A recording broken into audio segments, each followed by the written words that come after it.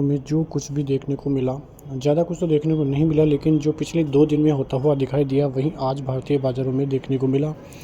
क्योंकि जिस प्रकार से 2 दिनों का हाई और लो देखने को मिल रहा था, वहीं आज का लो और हाई देखने को मिला। मतलब 3 दिनों की एक ही रेंज बनती हुई दिखाई दी है और उसके बाद भारतीय बाज़ारों के हालात काफ़ी ज़बरदस्त देखने को मिल रहे हैं। मतलब यदि ऊपर का ब्रेकआउट आता है तो भारतीय बाज़ारों को काफ़ी पॉजिटिविटी देखने को मिलेगी। सबसे बड़ी खबर की बात करें एफआईआईज़ की तरफ से, पिछले 2 दिनों में एफआईआईज़ ने लगभग 11,000 करोड़ की बाइंग की है। उससे पहले 37 दिन लगातार एफआईआईज़ की सेलिंग देखने को मिली थी। तो ये जो बाइंग आती हुई दिखाई दी है, उससे थोड़ी बहुत राहत की सांस तो मिलेगी, लेकिन फिर भी एक तरह से देखें तो अभी तक तो बहुत आगे तक जाना है, तो एफआईआईज़ की और बाइंग आना बहुत ही ज़रूरी है। फिलहाल भारतीय बाज़ारों में देखें तो एफआईआईज़ की बाइंग पर ही भारतीय बाज़ार ज़्यादा निर्भर करेगा। आज की बात करें तो आज मात्र 7 करोड़ की बाइंग देखने को मिली है एफआईआईज़ की तरफ से। वहीं डीआईआईज़ भी लगातार 2 दिन की सेलिंग के बाद आज लगभग 1300 करोड़ की बाइंग करते हुए दिखाई दिए हैं। तो कुल मिला के देखें तो जो सेंटिमेंट्स हैं वो पॉजिटिव ही देखने को मिलेंगे, क्योंकि एफआईआईज़ की सेलिंग से ज़्यादा यदि बाइंग आती है तो काफ़ी पॉजिटिविटी देखने को मिलती है। और वहीं पिछले 2 दिनों से एफआईआईज़ की तरफ से देखने को मिला है, और आज भी सेलिंग तो नहीं लेकिन थोड़ी बहुत बाइंग का आना भी भारतीय बाज़ारों के लिए काफ़ी पॉजिटिव संकेत देखने को मिले हैं।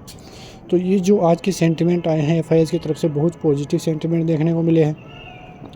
अभी यदि कुल मिला के देखें तो यहाँ पे आपको देखने को मिलेगा कि जो भारतीय बाज़ार है, वो भारतीय बाज़ार अब 1 या 2 दिन में ज़बरदस्त ब्रेकआउट या ब्रेकडाउन देने के संकेत यहाँ से देखने को मिल रहे हैं। क्योंकि 2 से 3 दिन तो हो गए हैं और कल का दिन हो सकता है कि एक्सपायरी का दिन है, तो एक अच्छा खासा सेंटिमेंट बाज़ार बनाता हुआ दिखाई दे। आते हैं कल के बाज़ार पर। तो कल भारतीय बाज़ारों में 29 तारीख को जीडीपी के आंकड़े आने हैं वाले हैं भारतीय बाज़ारों में, तो उस पर भी भारतीय बाज़ारों की नज़रें रहेगी। और उसके अलावा जो चीनी बाज़ार है वहाँ पे पीएमआई आंकड़े आएंगे, तो वहाँ पर भी नज़रें इसलिए रहेगी क्योंकि आप स्क्रीन पर देख रहे होंगे कि जो एक बड़ी खबर आती हुई आपको नज़र आ जाएगी कि चीन को एक बड़ा झटका लगने वाला है, लेकिन भारत जो है इसका सामना करने के लिए तैयार है। यहाँ पे आप देखोगे तो चीन के आर्थिक हालात है वो लगातार ख़राब हो रहे हैं। एक रिपोर्ट भी आई है, इसमें बताया गया है कि देश की आर्थिक स्थिति और भी बिगड़ सकती है। तो वहाँ पे स्टिमुलस पैकेज आता हुआ दिखाई दिया था और उसके बाद से ही एफआईआईज़ वहाँ पे अच्छी खासी खरीदारी करने में जुटे थे। वहीं उसी की वजह से भारतीय बाज़ारों का जो एफआईआईज़ है उनका जो है आउटफ्लो भी भारतीय बाज़ारों से देखने को मिला था। मतलब चीन बाज़ारों में इनफ्लो देखने को मिला था, वहीं भारतीय बाज़ारों से आउटफ्लो देखने को मिला था, लेकिन ये ज़्यादा दिन तक टिका नहीं। वहाँ के बाज़ार काफ़ी अच्छे चले, करीबन 7 से 8 सेशन में ही करीब 30% की तेज़ी वहाँ पे चाइनीज़ बाज़ारों में देखने को मिली थी। उसके बाद आप देखो तो वो एक पीक था कि भारतीय बाज़ारों में ज़बरदस्त और रिकॉर्ड तोड़ एफआईआईज़ की सेलिंग देखने को मिली थी। एफआईआईज़ ने लगातार अक्टूबर के महीने में 1 लाख करोड़ से भी ज़्यादा की सेलिंग की। वहीं नवंबर के महीने में भी अब तक आप देखोगे तो लगभग 25 से 30 हज़ार करोड़ की सेलिंग एफआईआईज़ की तरफ से देखने को मिली है। तो वो डेटा काफ़ी डराने वाला डेटा था और उसी की वजह से भारतीय बाज़ारों को झटका लगा था। उसके बाद Q2 के नतीजे आए, जहां से एक और बड़ा झटका भारतीय बाज़ारों को देखने को मिला और वो झटका काफ़ी ज़बरदस्त झटका था, जहां पे बाज़ार 23,000 के टारगेट भी दिखाता हुआ नजर आया और उसके लो भी देखने को मिले।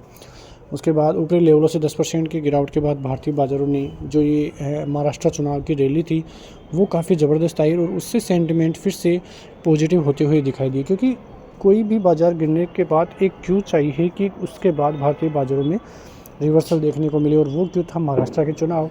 अब हो सकता है कि 2 से 4 दिन कंसोलिडेशन के बाद भारतीय बाज़ारों में ज़बरदस्त ब्रेकआउट भी देखने को मिले, लेकिन संकेत भारतीय बाज़ारों के इस समय पॉजिटिव ही है। नेगेटिव कब होंगे कि या तो भारतीय बाज़ार की क्लोजिंग एक ज़बरदस्त नेगेटिव के साथ हो, या फिर बाज़ार 23,900 से 24,000 का जो लेवल है, सपोर्ट लेवल है, वो तोड़े।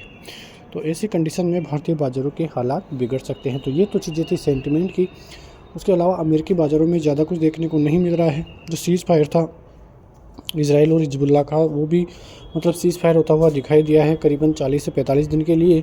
तो वहाँ से संकेत पॉजिटिव आए और फिर क्रूड ऑयल के दाम भी घटते हुए नजर आए, डॉलर इंडेक्स भी घटता हुआ नजर आया। तो काफ़ी पॉजिटिव संकेत वहाँ से देखने को मिले। वहीं अमेरिकी बाज़ार से भी ज़्यादा कुछ नहीं है, ऑल टाइम हाई के लगभग अमेरिकी बाज़ार है, वहाँ से पॉजिटिव संकेत देखने को मिले। तो सभी चीज़ें ग्लोबली भी पॉजिटिव होती हुई दिखाई दी। लेवल्स की यहाँ पे बात करें, अभी बाज़ार 24,250 के लगभग आपको देखने को मिलेगा। तो यहाँ से यदि आप देखोगे तो कल के लिए पहला रेजिस्टेंस जो होगा वो होगा 350 का, फिर उसके बाद 375 का, और उसको पार करने के बाद भारतीय बाज़ारों में अच्छा खासा ब्रेकआउट जो कि 24,500 तक बाज़ार को लेकर जा सकता है। सपोर्ट जोन की बात करें, पहला सपोर्ट जोन 24,130 का रहने वाला है, और फिर 24,000 का सपोर्ट जोन, उसके बाद 24,900 का सपोर्ट जोन। ये 3 सपोर्ट जोन आपके लिए काम करेंगे। ये तीनों टूटते हैं तो भारतीय बाज़ार एक ज़बरदस्त नेगेटिविटी के साथ जाता हुआ नीचे की तरफ दिखाई दे सकता है, लेकिन ऊपर का ब्रेकआउट लगने के ज़्यादा चांसेस दिखाई दे रहे हैं। बैंक निफ्टी की बात करें तो बैंक निफ्टी लगभग 52,300 की क्लोजिंग यहाँ पे देखने को मिलेगी। तो जो रेंज है बैंक निफ्टी की वो ऊपर की तरफ 52,600 की रेंज है, यानी कि ज़बरदस्त रेजिस्टेंस वो है, उसको तोड़ देगा बाज़ार तो फिर अच्छी खासी 1000 से 1500 पॉइंट की रैली बैंक निफ्टी में फिर से देखने को मिल सकती है। नीचे की तरफ आप देखो तो जो बड़ा रेजिस्टेंस है वो है 51,800 का, और फिर अगर आप देखोगे तो 52,000 और 52,100 ये रेंज भी काफ़ी अच्छी सपोर्ट जोन के लिए आपके लिए काम करते हुए दिखाई देगी। तो ऊपर के लिए काफ़ी ज़बरदस्त टारगेट बैंक निफ्टी के लिए भी देखने को मिलेंगे। तो ये रेंज भारतीय बाज़ारों में निफ्टी और बैंक निफ्टी के लिए काम करती हुई दिखाई देगी। तो आपकी नज़रें इन रेंज पे ज़रूर रहनी चाहिए कि जो ब्रेकआउट है ऊपर की तरफ आ रहा है या नीचे की तरफ आ रहा है। तो ये रेंज काफ़ी ज़बरदस्त तरीके से काम करती हुई भारतीय बाज़ारों में नज़र आने वाली है। उसके अलावा कोई ऐसी खबर नहीं है जिसकी वजह से भारतीय बाज़ारों में ज़्यादा गिरावट देखने को मिले।